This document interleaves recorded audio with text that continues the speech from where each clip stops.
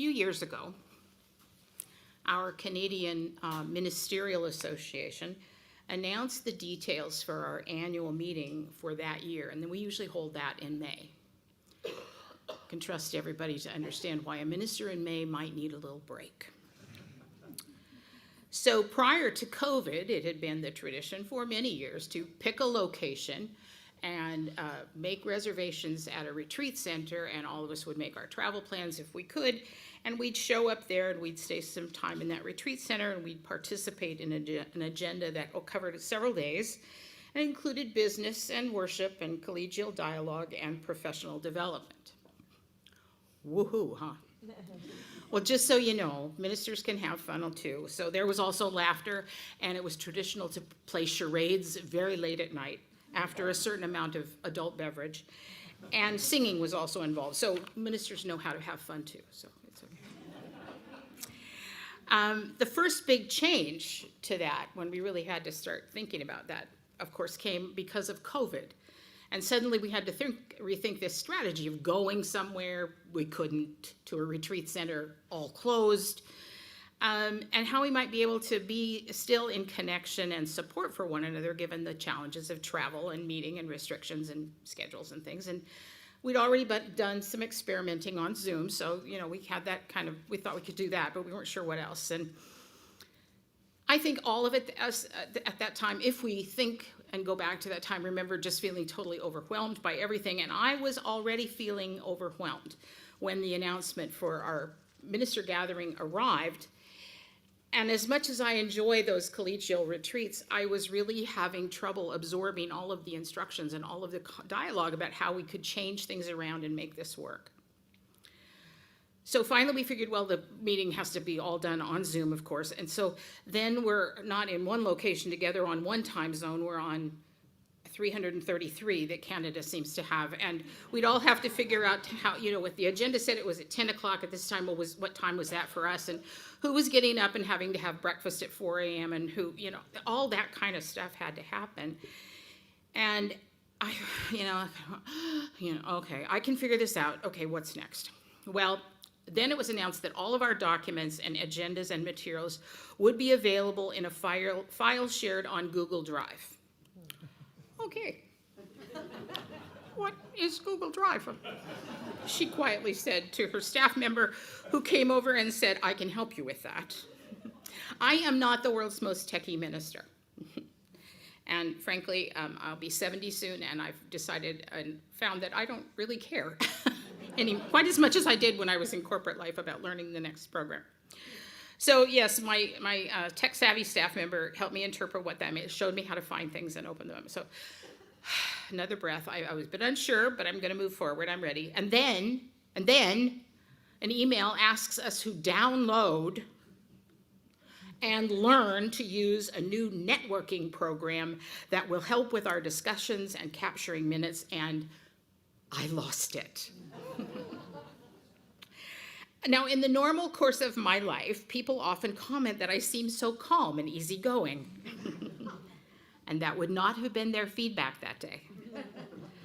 I was frustrated and overwhelmed and angry, and I just started feeling that kind of my little belligerent, it's referred to in my home as the small pugilist inside of me, started to come out, and I just couldn't handle another thing. So I was just more and more disgusted and more overwhelmed. There was probably a little more drama than the situation required involved also, just saying. But I closed my laptop and I refused to finish registering for the event, and that was it. I will not hatch. Thank you. And by the laughter, that helps, because then I don't feel like I'm the only person who finds themselves occasionally at those places where you say, enough, back off, world or whoever. I think all of us have those moments, I hope so, or some version of that at least. It may not be a computer program for you, it may be something else. And I do want to speak this morning to that common human thread when I say that there are times when we just want, again, to scream, I can't. I really can't. And then we want to shut off all of the demands and the changes and the input and another growth opportunity completely out of all of our awareness, at least for a certain period of time. Now, our contemporary commentary on the nature of change is not a new insight in the human condition.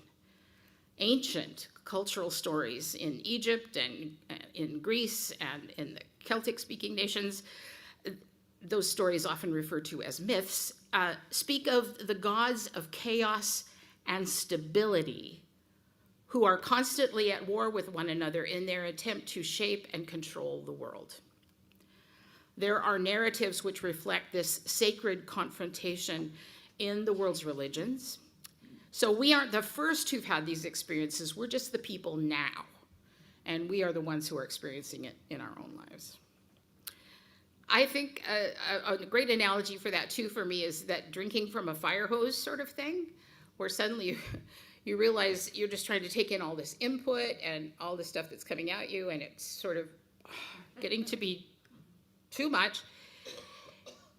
We can't seem to swallow fast enough to grasp the meaning, the usefulness, or the application of what's coming at us at the time. And it leaves us feeling defeated and incompetent and clueless, inadequate to life's pace, and despairing for ourselves and for the world. At least it does for me. You may not be quite as dramatic as I am, but you can just believe that. It's never just one thing at a time either, is it? It's prices and fashion, it's international situations and conflict, it's shifting priorities and smaller budgets, it's technology and your refrigerator breaking down when it's only 2 years old, it's jobs and making time for yourself and your family, and there's just an awful lot going on all the time. I don't know if it was like that in the past when life was smaller, but it certainly is that way now. Our awareness of what is going on has increased exponentially over the last few years. So we have the internet and 24-hour-a-day news, television, cable, telephones that allow us to be connected to the world continuously. It's almost impossible to ever be unavailable. And I'm not convinced that we mere mortals were truly wired for this level of constant input and processing, information, insight, inundation. We are encouraged to embrace change, welcome change, dance with change, learn to love the ambiguity, see the limitless possibilities. And there are moments when we just see it as one more damn thing we have to do. My husband and I met at work many years ago, and we had gotten a new boss who started on a campaign at that time of helping us to understand that we needed to, embrace change, and we needed to get used to ambiguity. And so much was going by us at the time. I turned to him one day during a staff meeting and I said, I'd embrace ambiguity if I get my damned arms around it. I just can't. Now, I know that in my younger years, I felt more in tune with and amenable to the changes that were happening around me all the time. Perhaps I felt more excited and energized, and, I really was interested in being part of figuring things out and finding ways to incorporate those ideas that caught my fancy for some reason. I admit that as we age, we may find that the changes we confront are not of our choosing, making it harder to be enthusiastic about embracing them. I know that choice is a huge factor in how we view change. I heard years ago, and you may have heard it from me before, but people don't resist change, they resist being changed. And that is very wise to me. If I make a choice and I'm willing to engage in the changes I choose, as opposed to those that are presented to me as a fait accompli, over which I have no influence, well, that makes a lot of difference. It's also helpful in situations where I know changes need to be considered, and I know that things go smoother when everyone involved feels that they've been offered a choice instead of a demand. And just to do a little more advertising for today's group meeting and talking about what goes into that search process, having a voice in that helps with that transition. So speak up and participate, please. And some people seem to be just more naturally inclined to welcome change and be comfortable with risk. They're able to move forward with ambiguity sooner. They see that there are possibilities and they go, okay, and they take some action. And if it doesn't work, they try something else without being completely destroyed. And other folks, they're just not wired that way. They need time to research and gather data. What have other people done that's worked? What hasn't worked? They need time to ponder the possibilities and plan a course of action. So we have very different approaches to change, and you can imagine what a room full of people who have those different approaches talking together looks like sometimes. That can be frustrating too. And I know too that the common denominator for all of us when we're confronted with change, whether we're change excited or change avoidant, there's always some element of fear. Some element of fear. Fear of the unknown outcomes that we cannot predict or control. Fear that we may prove inadequate to what is being asked. Fear that we or someone we love will be hurt or damaged in this process. Fear that what we have created will be destroyed or taken from us. Fear because we have no backup plan or options that help us see a better or happier or more desirable future. And in those moments, confronted with that, it is hard to eagerly and joyfully put your hand up and say, yeah, take me, I'm ready to get on with this. And yet James Baldwin reminds us of what we know is true. Nothing is forever shifting. We are not the same people we were when we walked into this sanctuary about 45 minutes ago. Cells have changed. Thoughts have changed. Our breathing may have changed. There's probably a couple more gray hairs that have popped out for some of us. Some of you, fortunately, quite young, don't have to worry about that yet. We know it's true, and at times we really do try to convince ourselves otherwise.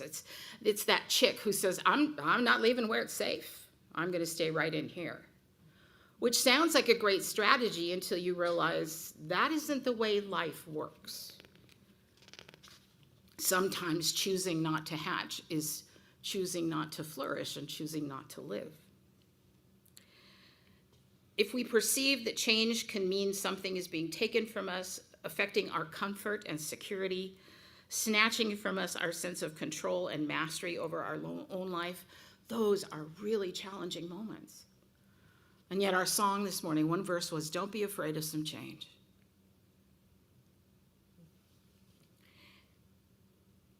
We get caught up sometimes in resisting knowing that change and chaos happen all the time.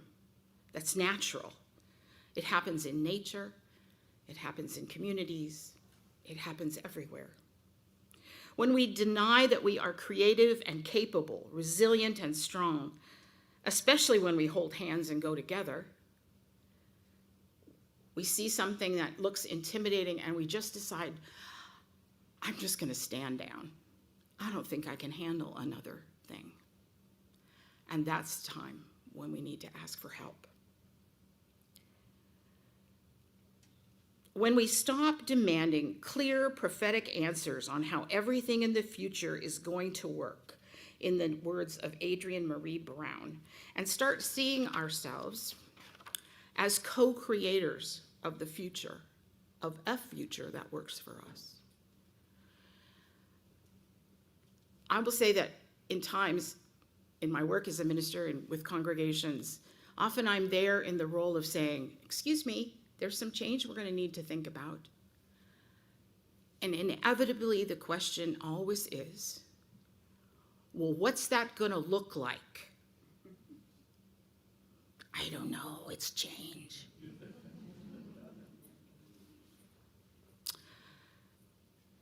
Each of us alone is not able to halt the changes around us, to stem the arrival of chaos again and again in our lives.